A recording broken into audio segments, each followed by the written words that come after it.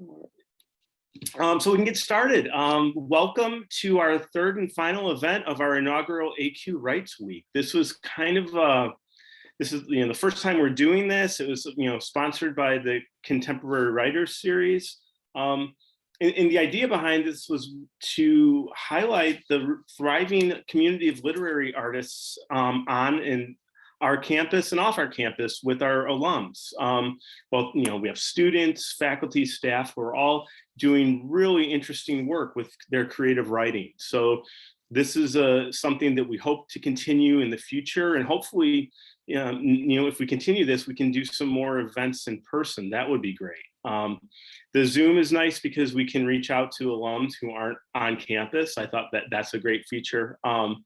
So we'll be doing more, hopefully, with this in the future. My name is Dan Mancia. I'm an English professor, and I'm head of the creative writing program in our department. I'll be co-hosting with Julie Bevins, who is the director of the AQ Writing Center. And so today we have a group of prose writers, a lot of fiction writers, and a poet. I think Jaden will be reading some poetry for us. So we'll get started. We have, we can go longer if we need to. We have plenty of time. So we talked about, about 10 minutes or so per reading, and I'll take a few introductions, and then we'll switch off and Julie will introduce some of our authors. So we can just dive right in. We'll start with our alums for this reading, and then we can move on to our current students. So good to go? All right. Okay, so I have the pleasure of introducing Deborah Diven Dunning, class of 13. Deborah was an English major. In 2012, won the Diane Herbuck Prize for Feminist Literature, and was twice a poet finalist for the Academy of American Poets Prize in 2013. She's the co-founder of Lowell Writes Writers Group, and says here that she's the farmer's daughter who married a music man and raised 2 rock and roll sons. Deborah will be reading from her first full-length novel, The 86 List, which she describes as a dark comedy thriller, a twisted tale of restaurant life and murder. So, will you all please join me in welcoming Deborah Diven Dunning. Thank you. I'm really excited and nervous. So,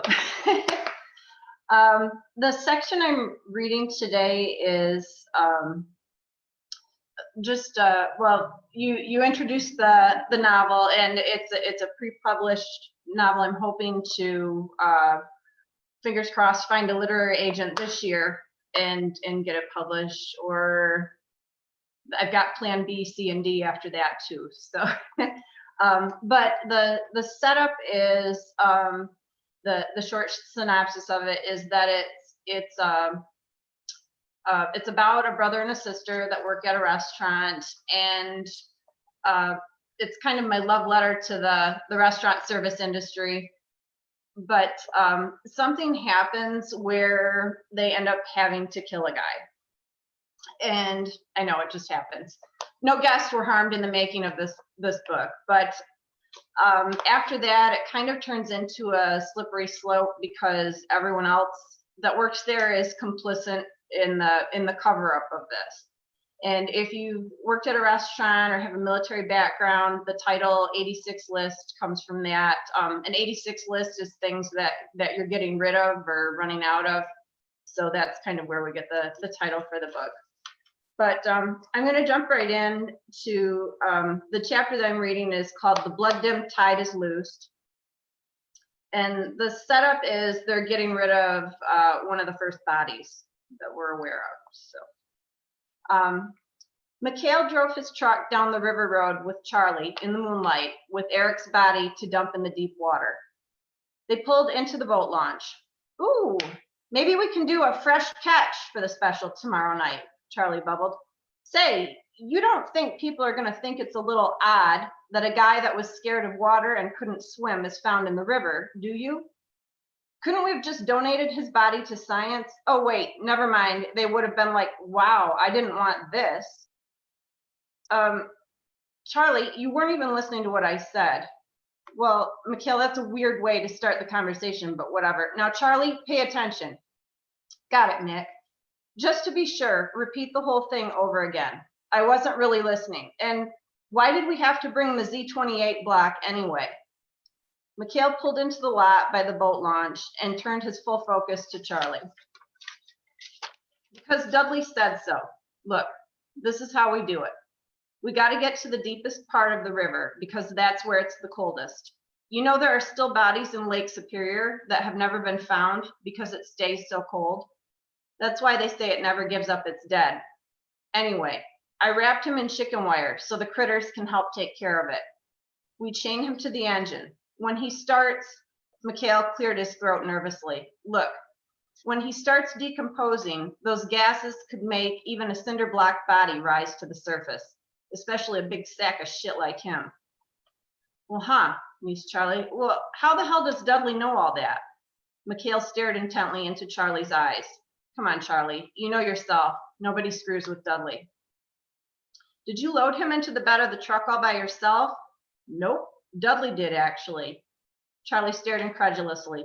But Dudley, he's not a very big guy. Handcart, the dolly we use for the big beer kegs. Easy peasy. You just lay the cart flat and roll the body onto it.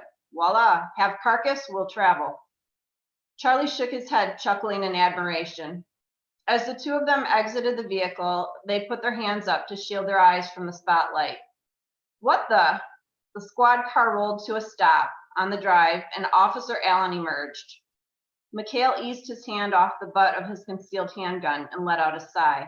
Allen, what's up, my brother?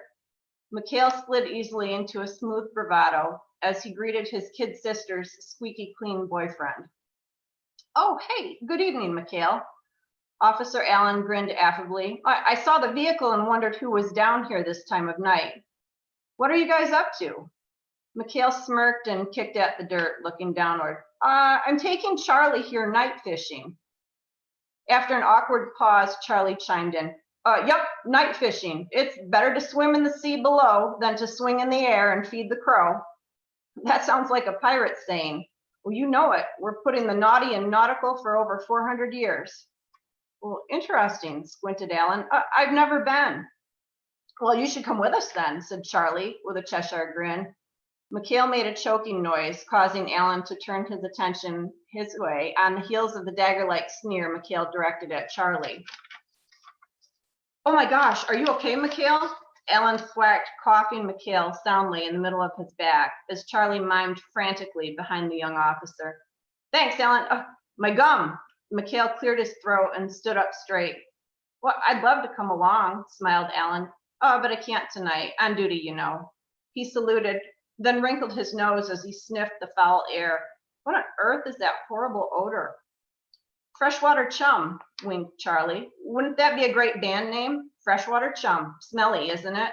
My own recipe to go with the crankbait for catfishing. We use the lights to draw in the bugs and the bait fish. Ooh, that's foul, laughed Allen, gagging and shaking his head in amused disgust. Oh yeah, it's almost as nasty as those guests that come in and change their babies' diapers in the booth, Charlie chimed in. On that note, I'm going to leave y'all to it. Allen grinned and pointed his fingers like guns at the cooks. Mikhail and Charlie stood waving as they watched him back his squad car out down the 2-track. Then they scurried to load their corpse and Camaro engine onto the boat. They maneuvered around the stumps through the channel. Man, I gotta go to the bathroom, Charlie fidgeted uncomfortably. For Pete's sake, Charlie, just hang it over the side of the boat. Nah, I mean, I'm turtling, bro. Huh? Mikhail grimaced at Charlie. I say I'm touching cloth here. I got barbarians at the gate, you know what I'm saying? Well, why the hell didn't you go before we left? Well, I didn't have to until your little cop brother-in-law to-be showed up, Charlie scowled. Oh, and then you invited him to come with us, you lunatic. They followed the Thalwigs along the tributary until they reached the estuary where the full moon lit the open water with striking clarity. The boat idled to a standstill in the center. They heaved Eric's body onto the elevated side seat near the rear of the cabin. Now watch your feet, Charlie. I'm going to hook the other end of the chain onto the block. We'll dump that first, and that should help us leverage Eric over the bow. Charlie moved to assist Mikhail with the heavy Z-28 engine. The two men strained and groaned in frustration, working it toward the edge.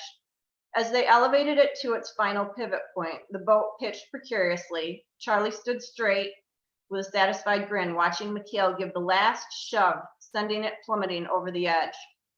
The grin quickly gave way to a gasp as startled Charlie was launched backward like a clown being shot out of the cannon at the circus. His boot caught on the chain. In a flash of panic, Charlie grabbed Mikhail, pulling him along in his wake, and both men were propelled over the side of the boat, immediately pursued by Eric's cadaver. They shot down deep into the murky, cold river, emerging finally from the melee when Mikhail managed to free Charlie's foot. They bobbed to the surface, gasping like carp, and heaved, catching their breath on the edge of the boat. What did I say, Charlie? Mikhail spit out, along with a mouthful of river water. You told me to mind the chain. What did you do, Charlie? Exactly what you told me not to do, replied Charlie as he pushed wet hair back from his forehead. You all right, my friend? Mikhail asked, hugging him around the shoulders as they tread water side by side. Charlie nodded. Yup, and the good news? I don't have to go to the bathroom anymore.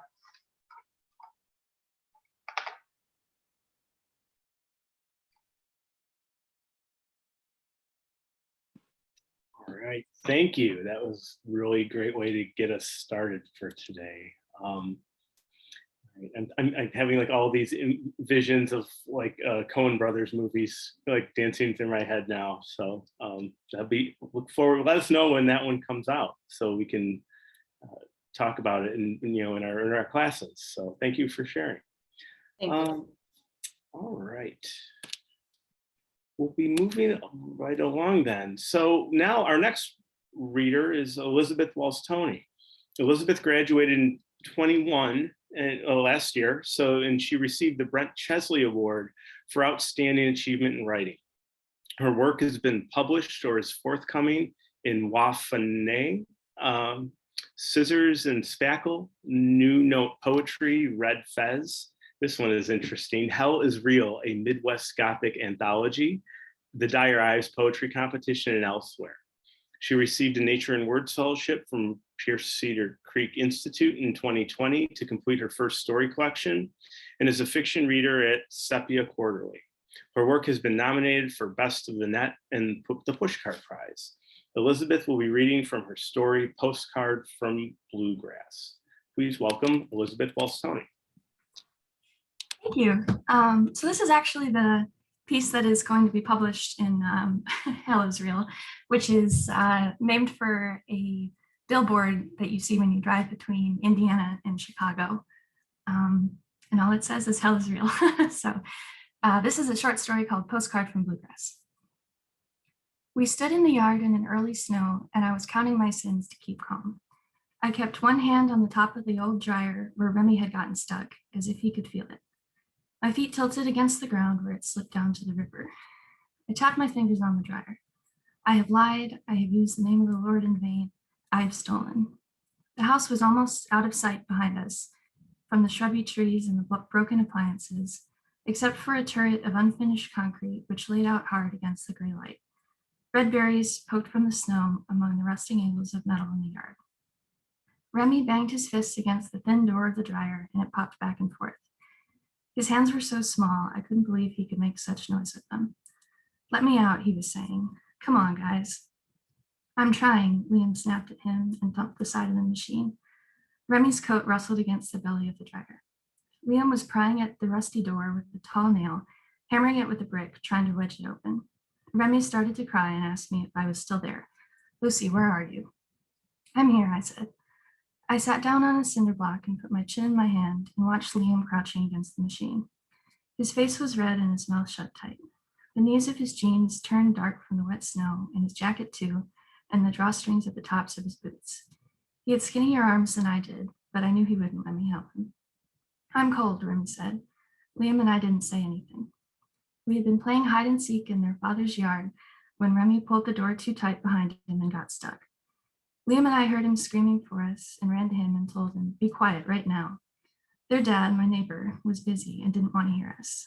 Nobody could disturb him while he was working on the castle because he wanted it livable by Christmas for his wife and the children to move in. Remy and Liam were staying here with him for the week because their mother said she couldn't deal with them over the school holiday. They slept in a big tent in the front yard together, overlooking the sawed-off cornfields across the road, the three of them. Their father had been working on the house for years from plans he'd drawn himself. It always looked the same to me, splashed along the walls from water and patched together with tarps that billowed and tightened in the wind and scared me when I heard them at night from my bedroom down the hill. We looked for something we could use for a crowbar, something long, Liam asked me, standing up. He rubbed at the hair stuck to his forehead. Sure, I said.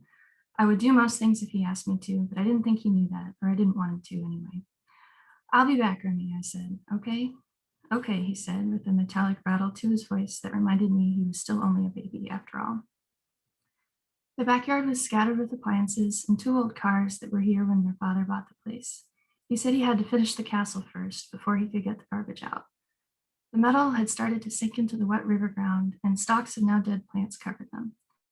I kicked through the snowy brush trying to think about what I was looking for. The river wasn't too far, and the cliff on the other side of it dropped big clumps of snow silent into the river. I could hear everything, feel all of it, and the sound came crisp and clear. Liam was murmuring something to Remy now, sitting against the machine with his legs out. Maybe, I thought, the inside of a car might have something. The station wagon under the big maple tree was already open at the hood, and I swept the snow away from its insides with the back of my hand. Movement disrupted a mouse nest, and I jumped back from the wriggling bodies of the bald, shut-eyed babies. Oh, Lord, I said, and then I said I was sorry. I tried kicking through the snow instead, hoping I might trip over something. Their dad had an ice machine, 2 refrigerators, a stove, a washing machine, a whole kitchen, and then some in the yard. I was jealous of his wife, who would have a big, nice house and a big, nice yard when he finished for her. I was jealous of her, too, for getting to be with Remy and Liam all day. I was painfully in love with both of them in different ways and couldn't wait until the house was finished and they lived here. While I was thinking and counting on my hand, I walked too far and came up close to the back of the house. Behind one of the flapping tarps, their dad was drilling a board with one hand and talking on the phone with his other. I'm telling you, baby, it's not going to be that long, he said. No, things just take a little time. He had turned off the drill and sighed and said loud, "Can you hear me now?" I stood and watched him and felt the cold ends of my hands cold against themselves. My nose must have been red, I thought. Remy was probably really cold now. I wished I could crawl in there and hold him like he was a baby. He had such a small nose that it drove me crazy. Their dad didn't scare me exactly, but I never had an easy time talking to him. He always looked absorbed in some fear we would never understand. Seeing his shadow on the dirt floor of the house reminded me of one time walking behind my parents on the way home from the party up the road. When I saw them suddenly small and fragile against the dark, I knew that one day they would be gone from the face of the earth without me, maybe without each other too. Baby, their father said, baby, I don't feel like you're listening to me. I turned back toward Liam's red hat at the bottom of the slope, and I wanted to run to it. Then their father would hear me crunching the snow. A crowbar, a crowbar. I would find one and we'd let Remy out with plenty of air to breathe, and we would all give each other a hug on the new and early snow among the yellow stalks and the red berries lying around us. Can you still breathe okay? Liam was asking, crouched with his face to the dryer door when I came up behind him. A dead cluster of bluegrass beat crescents of shadow onto his face. I had found an old T-post wrapped with wire and rustled it from the half-frozen ground and dragged it through the snow behind me, untying the wires and dropping them. The skin of my hands felt tender and the rust had stained them orange. Liam looked over at me with his chin on the crook of his arm, his pink fingers holding the top of the dryer. Hi, Remy, I'm back, I said. I'm right here. I'm okay, he sniffed from a long distance away. Liam took the post from me and turned it over once in his hand. This might be too thick, he said. I didn't know what else to get. I can look for a stick instead if you want me to. No, it's okay, he said. Here, push from the back with me. He stuck the end of the post between the door and the body of the dryer, and I picked up the other end behind him. We leaned against it with all our weight, and the post scraped rust onto the slush around our feet. Remy was crying again inside the dryer, and his voice rattled around. Rust had made the door swollen and solid. It looked like Liam had a tear on his face as we pushed our hip bones against the post, but I wasn't sure if that was his feelings or just the wind. The door popped open with a loud and lasting sound, and Remy threw himself halfway out of the opening and then only hung there from his torso with his hands on the snow below. His little face shone pink and his blue eyes swam up all over the place. He was bent out the door on his back and looking at the sky, sickly clouds, the sun tilted past noon. The pom-pom on the top of his hat almost touched the ground. Liam threw the T-post behind us and fell on his knees. Are you okay? Are you? And held the back of Remy's head. I stood behind him and didn't know what to do. There wasn't any room there for me to kneel. I pushed my fingers into my palm one by one to count again. I hold objects above thee in my mind. I assume my own will. And I reached for a berry bending tall from the crust of snow, and I crushed it in my rested hand. The end. Thank you very much. If anyone's ever been on that stretch of 94 between Michigan and Illinois, I feel like that, however many miles that is, like 80 or whatever, it's like this no man's land. It's kind of like this frontier, and someone could write an entire collection of short stories or poems just on the billboards one sees. Yeah, that's a really interesting one, and the one you picked was great. Thank you. All right. So we'll be transitioning to our authors who are our current students. I think all of our authors are in their 4th year. So you're wrapping up your time here, and hopefully we'll be doing more writing afterwards. So it's my pleasure to introduce Brianne Jade. She's 4th year. Brianne's a 4th year student from Aquinas, of course. And Brianne's stories have been published in The Sampler in both 2020 and 2021. The Sampler of Aquinas' literary magazine, of course. Brianne's work was also recently published in Intermissions, an anthology from Grattan Street Press. Brianne fuels her writing by overindulging in caffeine and reminiscing on the nostalgia of small town living. She'll be reading the work of fiction entitled And Then It Stormed. Please welcome Brianne Jade. Hi, I guess I'll just get to it. I wanted to give a little bit of a content warning though first. This piece does deal with allusions to suicide, so if anyone needs to mute it for a while, you are more than welcome to. The rain broke unexpectedly on a summer day in the middle of July. It had been so hot that only the flies braved the streets, drunk from the heat as they slurred through the air. The leaves on the maple tree were drooping, exhausted and sweaty. The bark peeled in an attempt to remove some layers. The air itself had fallen from the sky, stuck to the sticky, sweltering pavement. My cat refused to leave the bathtub, sprawled like a starfish across the cool porcelain bowl. I had isolated myself to my bedroom floor with the ceiling fan running, a cool towel pressed to my temple, and an ice cube resting on the roof of my mouth. The curtains were drawn, but treacherous slips of sunlight still snuck through to set my room on fire. One particular ray got caught in my eye, forcing me to look up. Mom stood in my doorway, fanning herself with the business section of the newspaper. She'd rolled her Bermuda shorts up until they stopped mid-thigh, and her long hair was pulled into a loose bun slicked down by her sweat. It's too hot, I moaned, wiping the cool towel off of me, leaving behind a trail of quickly evaporating droplets. Don't worry, it's going to storm soon, Mom said, looking up past the roof into the sky. Are you crazy? There's not a cloud in the sky. She tapped the top of her head with the newspaper. I always know when it's going to storm and a big one is coming. Well, tell it to hurry up, I murmured, placing my arm over my eyes. The ice cube had fully melted, leaving a cool trail of water sliding down my throat. I could feel Mom's footsteps moving across the hardwood, bare feet sliding until they stopped at my side. She laid down next to me with a yawn, stretching until she was settled. Shall we go to the hill? But you said it was going to storm. Well, we'll get back before the storm hits, she replied, tapping the top of her head again. I know exactly when it's going to hit. Well, okay, if you really want to, I gave in. Mom cheered, sitting up and playfully slapping my leg. Perfect. She leapt up in a singular motion, throwing the newspaper over her shoulder as she raced down the hallway.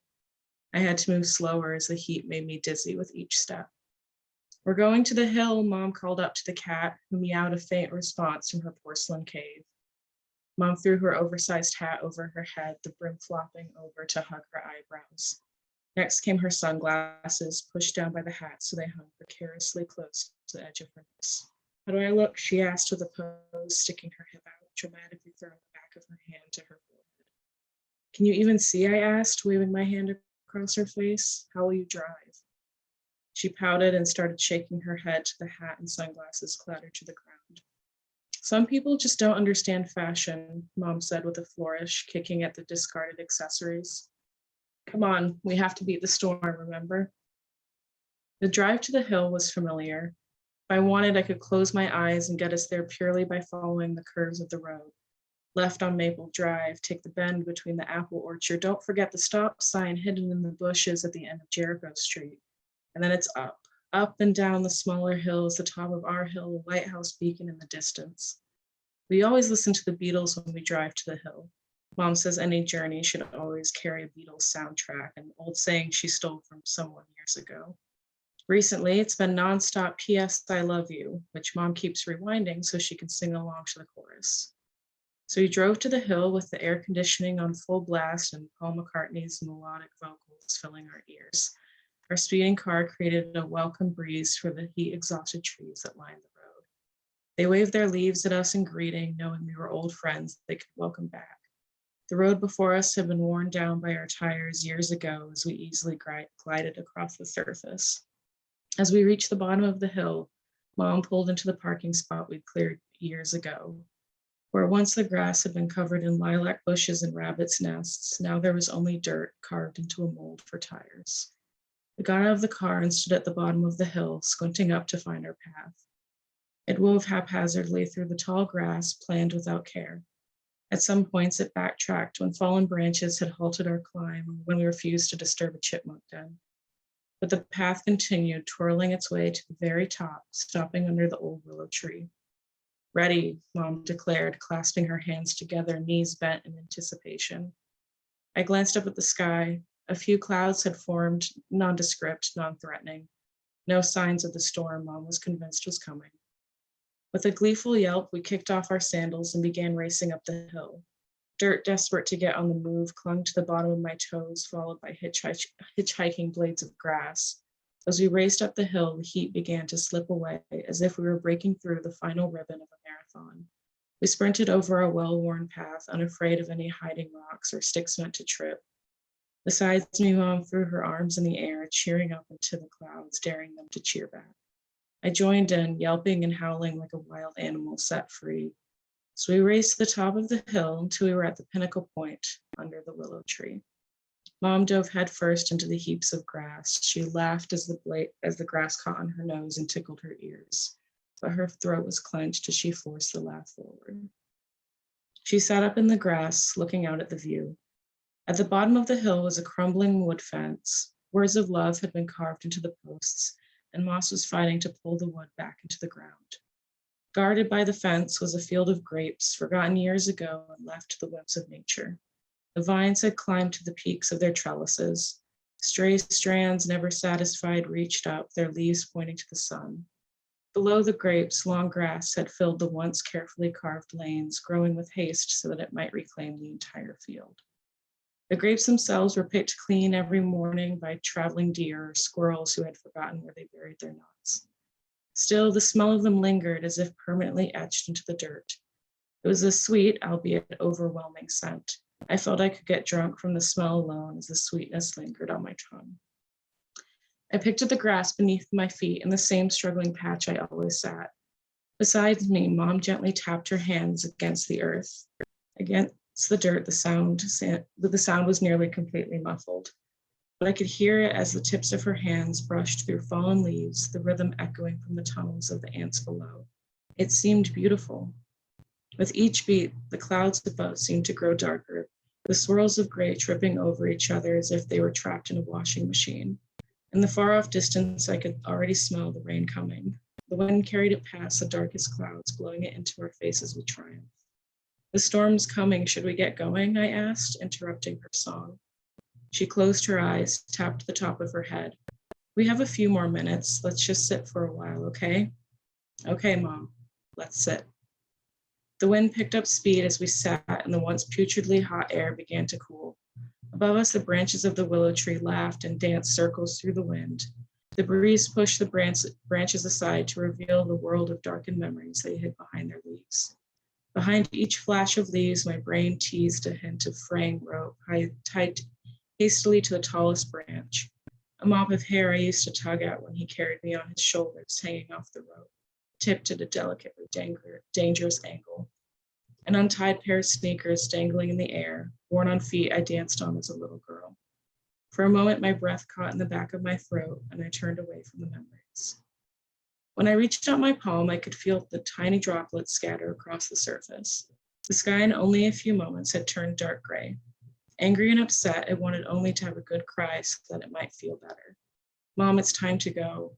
Not yet, she whispered, eyes closed, hands tightly grasping the blades of grass. I placed a hand on her shoulder. Come on, Mom, I'll drive. Not yet. She shielded her face with her hands, slight tears getting caught in the cracks. Thunder rumbled over the grapevines, scaring away the brave squirrels who still picked at the bunches. The tiny droplets began to form puddles in my hand, spilling over to soak the ground. Mom had brought her knees up to her chest, tucked away like a creature that's only defense was to protect itself. I carefully stood up, my toes slipping across the now muddy hill. I picked her up by the shoulders, bringing her to her feet with gentle nudges. With her hand in mine, I walked us down the hill. We strayed far from our usual path. I could only focus on getting us down before the rain swept everything away. Our bare feet were soon consumed by the mud, happy to take on the role of shoes. Rain clouded my eyes till I was only looking through the lens of a droplet. We took turns cursing as our heels pressed into elusive rocks and sticks. Finally, we tumbled to the bottom of the hill, crumpled like a pile of forgotten wet laundry. I fished the keys out of Mom's pocket, pressing into the buttons with too much force to unlock the car. The red lights flashed through the water, a panicked cry for help. I flung open the passenger door, carefully sitting Mom down on the seat. Her bun had collapsed from the rain, and her hair splayed across her face like seaweed clinging to a rock. Her eyes were still closed as she muttered apologies under her breath. When I looked down at her hands, they were covered in beads of blood. She had fallen one too many times. Mom looked down too, gasping at her hands as if noticing the pain for the first time. I got too careless, she murmured. It happens. She nodded, but her eyes were transfixed on the clouds rolling over us. Her ears were absorbed by the song of rain and thunder. I'm sorry, I thought it would come later. It's okay, let's just get home. I closed the passenger door, leaping across puddles as I dashed to the driver's side. With haste, I looked through the beaten down blades of grass for our sandals. Each shoe was coated in mud, leaves pressed into the soles. Their likelihood of survival was low, but I tossed them in the back seat anyways. The tires screamed in desperation as they fought the mud for freedom. My teeth gritted, I pressed my foot into the gas and prayed. With a final squeal, the tires won and I peeled out into the road. The clouds chased after us as I raced over the smaller hills. They threw bigger and stronger forces of rain at us, aiming for the tires, the trunk, the back windshield. I turned the windshield wipers to the fastest setting, but even they struggled with the onslaught. Stubborn drops of rain raced in time down my forehead, finding homes in my eyelashes. The car swayed as it struggled to find a proper grip, leaving my bare feet to jump between the pedals. Mom reached out and turned on the speaker. Paul McCartney's voice filled the car until we couldn't hear the rain at all. Sing with me. Mom, please. Okay. She nodded her head along with the notes, waiting for her favorite part. Ready? Ready. Mom's fingers tapped. Oh, sorry. Mom's fingers tapped along the dashboard as she hummed under her breath. When the moment came, she inhaled. I followed suit, filling my lungs with humid air. But when the music swelled, we sang softly, so no one but us could hear. Our voices floated easily over the lyrics, having known them by heart years ago. Mom closed her eyes, a real smile hiding in the corner of her lips. And then the rain stopped, and I rolled down my window so I could smell the world after it rained. Sorry, it's a long one. Thank you. Your work, whenever I've read it, has such a powerful and evocative sense of place, and this one is no different. So thank you for sharing that. I felt like I was there with those characters. I'm sure other people had that same feeling. So I'm going to turn over the hosting to Julie Bevins now. So Julie will have the honor of introducing our other authors for today. Thanks, Dan. And thank you again to our earlier readers. I felt like I was there too, Brianne. I could smell the rain. So it's a privilege to introduce our final two authors today. Both of them are current students at Aquinas College, and they are excellent consultants in our writing center. So I've had an opportunity to work with them as an author myself, and also to receive their work in the past. We'll begin with Jaden Jones. She's a senior studying Spanish translation and interpretation and English with a writing emphasis here at Aquinas College. She's a writing center consultant, the opinion editor of The Saint, and the president of Alpha Chi Iota. Her poem Blooming won the 2021 American Academy of Poets College Prize. And this year, her poem Mary Oliver Supermoon received honorable mention in that competition. I think Jaden's going to be sharing a couple of pieces of poetry with us today. And I'll let her introduce her work. Welcome, Jaden. Thank you, Julie. Okay, so to start, I am going to be reading a poem that is called We Don't Know How Long This Ache Will Last. We don't know how long this ache will last. That is, whether this journey is to redemption or if we are all just coming to sit in the lap of stillness long enough to relearn God and all that. I used to live life like a long campaign of self-correction because I figured that's what he wanted. I used to think he'd judge me or something, give me shit for the fact that Taylor Swift was my #1 artist on Spotify. And if they ever celebrated my feast day, the priest wouldn't wear a martyr's white, but a dull beige color that most of the congregation would mistake for a stain. Turns out I was wrong.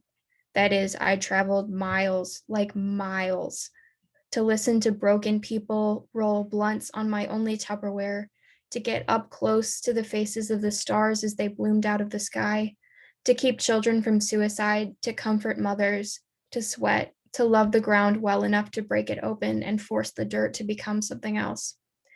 It's funny how in one moment, all the bad can be cleansed in warm water and become something good. Wrap these wounds in sweet white linen and light a candle. Say it'll burn forever. Say it for hours. Say it in a song. Sometimes I think about all the times we force Jesus under the Jordan head first when we only have to go under once. Have you noticed? The baptismal font is the loudest thing in this room. Listen to the water with me. Listen to the water as it makes love to the stained glass, cries of ecstasy, exchanges of light. We don't know how long this ache will last, but I listen to the water, I listen to God, and I listen to Taylor Swift, and I'm thinking, maybe this ache will last forever, maybe not. Okay, so this next poem is a little bit longer. And I don't know if it needs a whole lot of context, except that this poem was sort of the product of my study abroad experience in Rome. And it's called But What of Roma? 1. Vigil for the deceased. Wake. Consoled by the redeeming word of God and by the abiding presence of Christ and his Spirit, the assembly at the vigil calls upon the Father of mercy to receive the deceased into the kingdom of light. She lies here as if half asleep, still perfect as all morning. Bells in the distance bring me to prayer, extending my hands to 1565 when she led me through her gates. I was a nascent remorse, an infamous Swedish queen, gagging on jet lag and unadulterated newness, too close to everything, decapitated by intimacy. My head bounced 3 times and made 3 fountains, shining water fountain falling, kissing me blind. I did not recover sight until December. I did not remember the heat, the swelling that fell from the unfinished roof, the shame I condensed into a red bottle until she came to me under a marble arch, where light was sweeter than any of the places wine could touch, With sweetness, malice, she picked with Raphael's fingers the mess of tesserae out of my eyes. To build a mosaic, she said, to remember me. 2. Funeral Mass. At the funeral liturgy, the community gathers with family and friends of the deceased to commend the deceased to God's tender mercy and compassion. Come, teach me the liturgy of poverty while I burn in the absent sun or drown in a fire of selfie sticks or the derision of local shop owners. Give me the will to leave the house, but not the language to do so. Come closer to see my larynx's anxious spasms and don't leave me in torturous incomprehension. Whisper un biglietti di auto down my throat, and I'll sit next to a shining nun while a stranger sticks his hand into my back pocket and eyes reach up my skirt. Anything just to get back to the sanctuary of lukewarm well water and apples that bake into honey or fall into oblivion, whatever happens to things uneaten. You are the painter, the one who chooses what the light shines on. O divine millisecond in minutes of sickening buzz commutes. O chaotic embrace, tawny trees. O bleached, reeking Tiber. O alpha male made ridiculous, burning SPQR into the back of his head to the shame of the barber. The neighborhood turned their backs and questioned his sexuality as he danced close to the bus stop. You stood by me when I begged him not to go to Paris with an ancient jeweler who promised to transform his cheekbones into rhodochrosite and soften his body to amber. He didn't listen, and neither do you. Narcissists never do. You need tobacco, but not me. Canonization, but not cremation. Martyrdom, but not blood. Drama, but not suicide. Petals, but not roses. Ashes, but not incorruption. Sleep, but not rest. You're a scarf when it's too warm for it. Wine that tastes like heat stroke and settles like sweat in the place, you know, beneath my chest. Week after week, you sent malignant rainstorms to swallow the shoes I bought with waitressing money, sending me running into the arms of smoking school children and Syrian refugees. You're the crooked road I walk to a catacomb of lace virgins. You are jagged teeth, a great secret you preserve by scarcely smiling. Hardly anyone get past your mouth. You are a Prosecco-soaked bodega, invasive umbrella pines that crumble in my pocket, like train tickets to surreal stations of street vendors and acid reflux. You are a faithful mass goer, receiving on the tongue and later regurgitating Eucharistic miracles, seeking stillness in the company of women who carved holes in their faces to protect the rest of their bodies, driving away soldiers who would have otherwise ravaged every scrap. You are the soul of Mary Magdalene's foot, the first to ever meet the risen Christ. You are Rahab, but biblical prostitute turned biggest Baroque statue by Bernini, immaculate but somehow always filthy, running water everywhere with a still dry throat.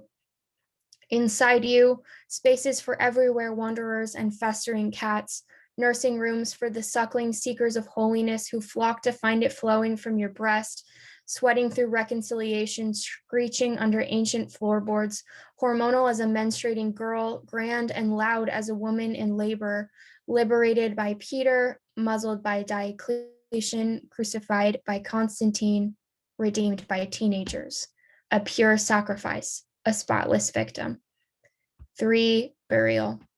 This act of last farewell also acknowledges the reality of separation and affirms that the community and the deceased shared the same destiny, resurrection on the last day.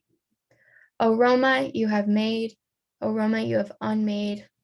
O Roma, you have remade. Me. Change me change me every Thursday like my linen sheets. Made me like the bed I slept in only on Sundays. Dull and sun-blessed from weariness, awakened me in the presence of my own death, boiled shitty tea with sweet Latin hymns, melted me deep down into the earth, my other cradle. The first time I ever saw you, you know what you did, ruptured every artery I had, every vein of reverence. I collapsed on the broken feet of the best basilica, forgetting how to walk and breathe, while consternation blossomed from the eyes of altar servers, drawn like bees to the sacristy of my suffering. There was no saving me from the Lazarus-ness of myself until 2 punctured hands surrounded my face like an infant or lover. Everything was subsequently finished and reborn. Jesu Cristo lifted my face up and said, Soto in su, leaving blood on my cheekbones as I stared in rapture at the ceiling. For committal. Because the procession from the church to the place of committal is usually distant enough to require a motorcade, the music for the procession is more often than not takes the form of what appears to be a recessional song. She is unmoving, in sleeping ignorance of this. Obeyed shifting eulogy in this graveyard of suitcases. My matted hair has been cut short. I close the window. She cannot wake. The eternal city has been ripped from my chest. She leaves me light spliffed, rebuilt, ripped open, Christ kiss, recovering from Eucharistic, limoncello, Aperol dream, sung me to sleep while being stoned to death. I can't reach her now with my arm, so I try with words, touching her with my last shadows. Be not ashamed, Roma. The mass is ended. You may burn in peace. I commit every graze of your elbow inflamed in my memory.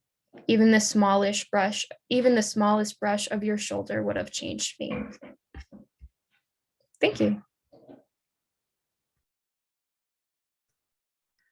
Jaden, the descriptions, the sensory, you have such an earthy and spiritual combo going on. So thank you very much for sharing that. I felt like I was in Rome and then lost her. Jackson, we're gonna wrap up our authors today for AQ Writes with Jackson Moore. As the flag behind him demonstrates, he is a Canadian from Essex, Ontario. His major is English and minoring in history. He's interested in legal studies and has plans to be attending law school. He also enjoys being an author, and his favorite genre is fiction, especially thrillers. And I think we're going to hear a selection of his fiction today. I'll let you give a little backstory on that, Jackson. Welcome. Yeah, thanks for having me. So yeah, I mean, my fiction is fairly like I write a lot of beginnings of stories and then I never end up finishing them, so nothing's actually been finished before. Because I get excited about different things and kind of write about different things. But this is one that I'm hoping to at least eventually finish. I'm working on it right now, and it kind of pays homage to a lot of my favorite books I've read that have kind of influenced my life, like the Gray Man series and Jack Reacher and things like that. So I guess I'll read, just for some context, because I'm just going to read the first chapter of the story. I will give you guys kind of like what you would see on like the book blurb, or like the description on the back of kind of what the book would be going into later on. That would be: Folk Striver is an assassin for an organization completely off the books that holds incredible influence over many powerful nations around the globe. Having been taken in as a child, Folk has no idea what the company really does or what they're involved in. They just tell him where to wait to meet a middleman in crowded casinos in order to receive the next assignment. After looking into his mother's mysterious death, Folk discovers things about the company that they will kill to keep hidden. Folk has to make a decision: forget the past or seek justice. And then I'll just kind of get into reading the first chapter. Dark clouds hung low in the menacing sky. The air was thick and heavy. A storm was coming. This didn't bother the man in the slightest. In fact, he welcomed it. It helped him feel at ease as he stood across the street from his target and buttoned his Burberry trench coat. The gray building hadn't changed much since he had seen it last many years ago. Longer than it was tall, 3 stories with painfully dull symmetry. A small balcony protruded from each level, allowing residents to feel some sort of freedom, although most seemed to be using it to store anything and everything that didn't have a use in the apartment. Each level had one window allotted to the rightmost side of the building, with shades that almost seemed to be always drawn. If you hadn't lived in the apartments before, you'd never know what they looked like on the inside. A small playground stood shyly just behind the building, peeking around the corner, ashamed of the faded colors and scars left by years of abuse from neglected children and drug-addicted teenagers. He knew it didn't take long for the neighborhood kids to find a new function for the old playground. It became known as the Pit, not a place for childhood fun and games. The 2-foot-tall wooden barrier that ran around the perimeter in the shape of an octagon should have been a warning sign to the lazy contractors who constructed it, but nobody really cared about the people living in this area of town. The base, constructed entirely of loose gravel stones, made for a more uneven surface that made fighting more entertaining to the boys who started the tradition. But that was a memory from another life. The man in the trench coat started across the road, not checking for oncoming traffic or danger, always completely aware of his surroundings. He covered the 2-lane road in 5 brisk strides and stopped again on the sidewalk. Without turning his head, he looked up the sidewalk to his left and down to his right. The oncoming storm had prompted most people to take shelter and left the street completely empty, except for one man sitting on a metal bench halfway between the road and the front door of the building. He wore sandals that were probably white once, but were now a light shade of brown from years of wear without wash. He wore a pair of tattered brown cargo shorts and a cheap blue button-down shirt that hung open, revealing an extremely scrawny frame. As the man in the trench coat approached him, he noticed the man on the bench scratching at his arm and whispering to himself. The man in the trench coat had seen many addicts craving a high before. In fact, he grew up around them. He gave the man a wide enough berth to suggest he wasn't interested in conversation or acknowledgement of any sort. The man in the trench coat was good at that. Years of training had taught him how to project his body language to convey messages without having to open his mouth. Most people subconsciously did what he wanted, and they were none the wiser. "Hey, you friend," a voice croaked from behind him. "You wouldn't happen to have any spare change on you, would you?" The man in the trench coat continued towards the building and cursed the people who ignored or simply didn't care about social cues. You couldn't count on anyone nowadays. "Hey, I'm talking to you," the man shouted with frustration in his voice. He got up off the bench and reached into one of the many pockets in his cargo shorts. "People like you with your fancy coat, shiny shoes, and expensive haircut think they can just ignore guys like me? People like me are the backbone of this damn country, you hear me? The backbone." He screamed with more emphasis as he pulled out a switchblade and flicked it open with a zing. "I asked you nicely. Now I'm not asking anymore."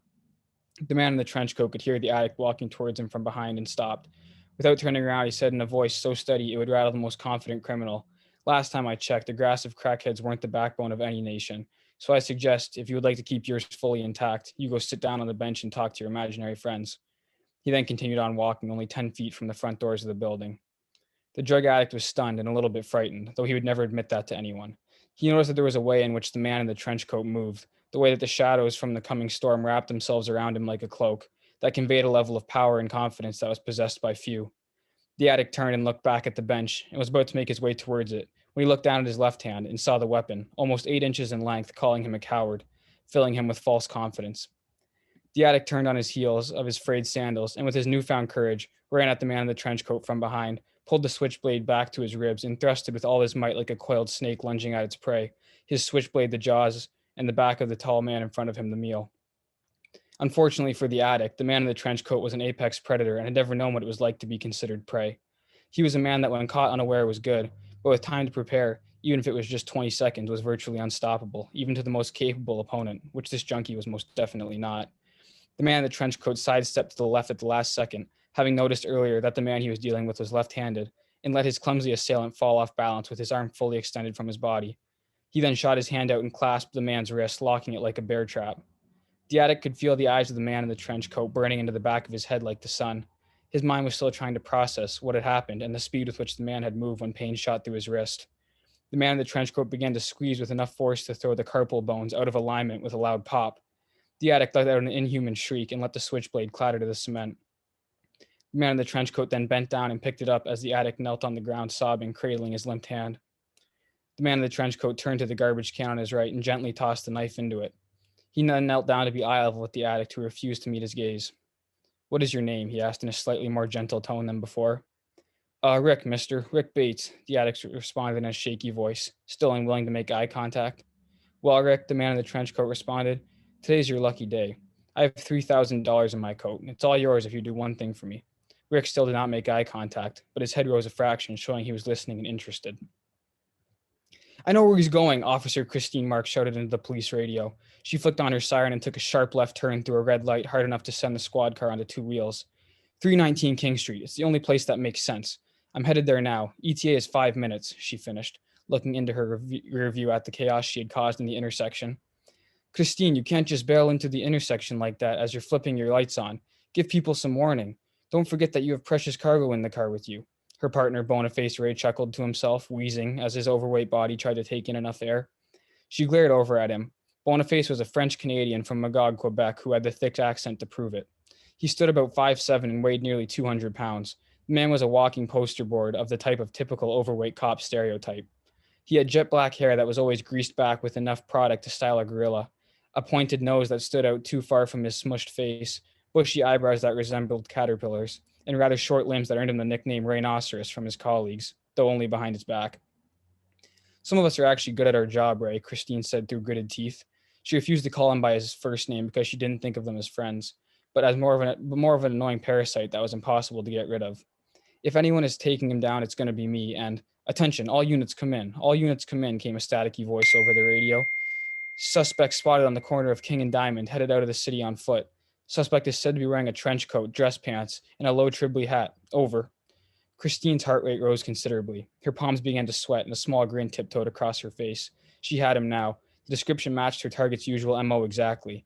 She pushed even harder on the gas, willing the car to go faster. Her foot, like cement, threatened to press a hole straight through the floor.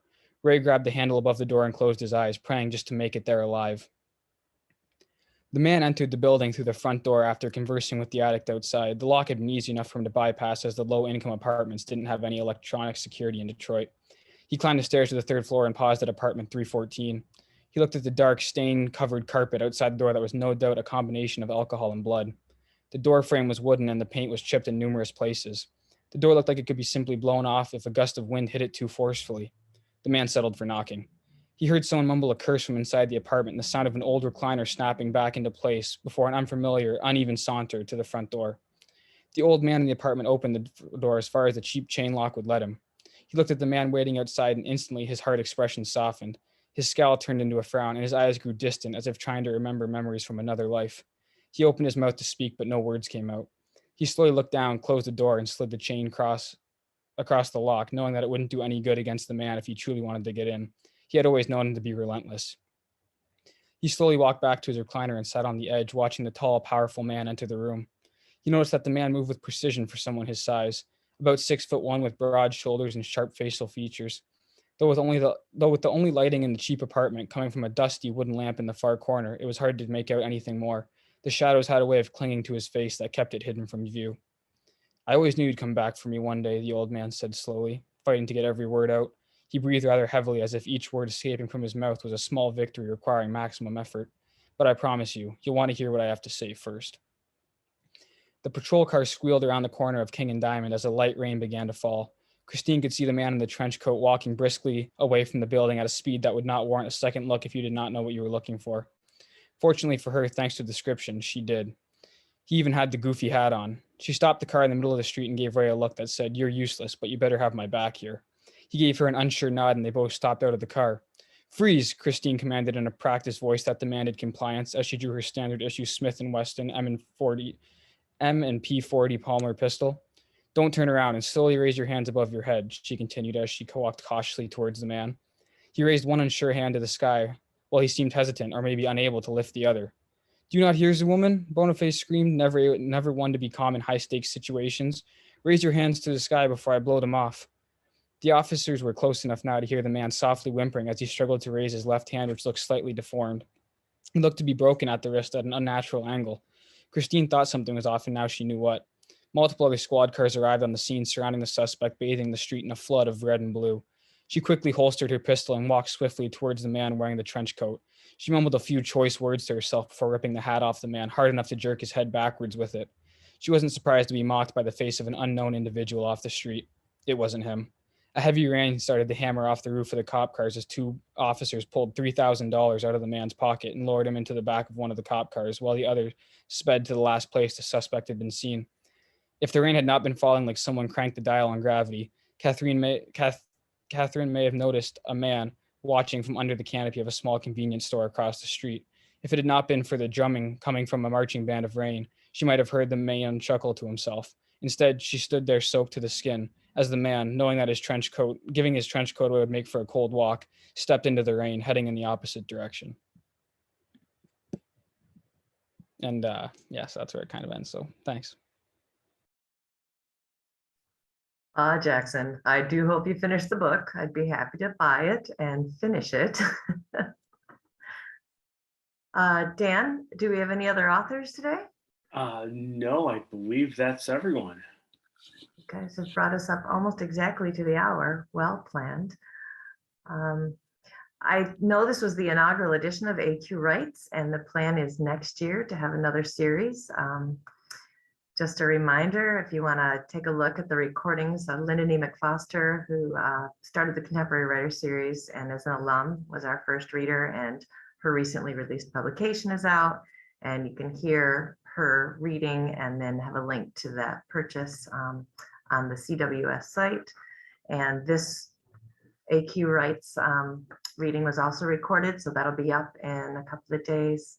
And then we heard from staff and faculty on Tuesday. So you're welcome to take a look at those recordings and hear from our AQ authors, poets, and fiction. Any last words, Dan? Jackson, when that gets turned into a movie, just send me some tickets so I can go to the premiere. No, thank you everyone for sharing your work. This is a great idea that I think it's a great idea that we do this because we have a thriving community of really talented writers and alum who are talented writers, and we should be celebrating that. So thank you all for sharing, and I look forward to hearing more of your work and reading more of your work in the future. Thank you.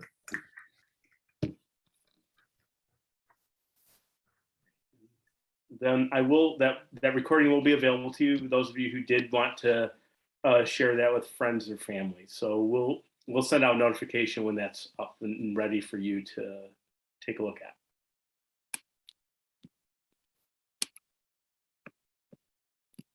Thank you, Dan. Thank you. Thank you, Deborah. Yeah, thank you so much. Bye, Elizabeth.